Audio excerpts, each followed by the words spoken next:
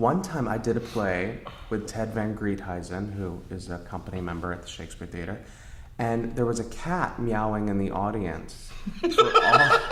For real. Meowing in the audience for the entire last 30 minutes of the first act. A cat. And I thought I was losing my mind. I went backstage and I said, did anyone hear the cat? And no one heard the cat. And so they were like, you are crazy, which we already knew. But then I thought, it's true. I am crazy. And then the stage manager saw a cat pop out of a woman's bag in the audience. And then he went and said, ma'am, you have to take your cat out of the theater. And she said, I don't have a cat in here. And she zipped up her purse. And she stayed and kept the cat in her zipped up purse for the second act. He's crazy.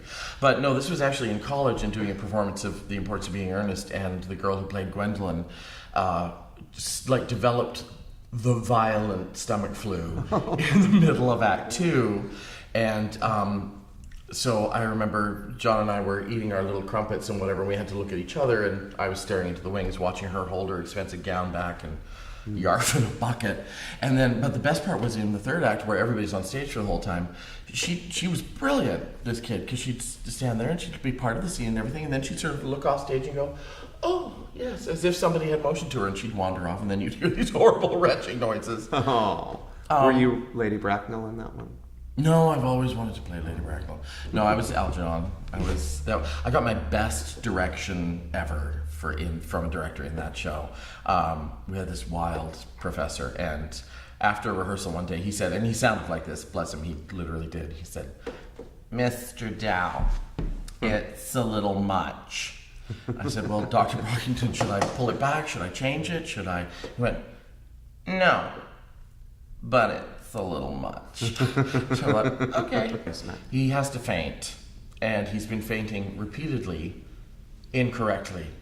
And so he keeps going, ow! Like, can I have a hip pad? I've been fainting for the past 15 years incorrectly, so. Do you faint? I mean, no, on stage. On stage. Falling. Right. I like to fall. Falling's great. It's fun, yeah. I decided I couldn't fall for like 3 years, though, because I was doing it in every play. I was like in Hedda Gabler and falling, doing grapples. I've never been in Hedda Gabler. There's a show that needs God. You've never been in Hedda Gabler? I know, it's good, but...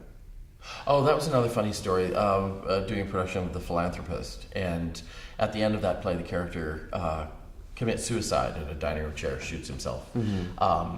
So anyway, the back of this high-back dining room chair was packed with a tube with gray macaroni and blood and all sorts of stuff. But it went off in the middle of Act 2. Oh, so they're having this dramatic scene over the dining room table, and all of a sudden, splat all over the wall. And Ted was kind of like, what's that about?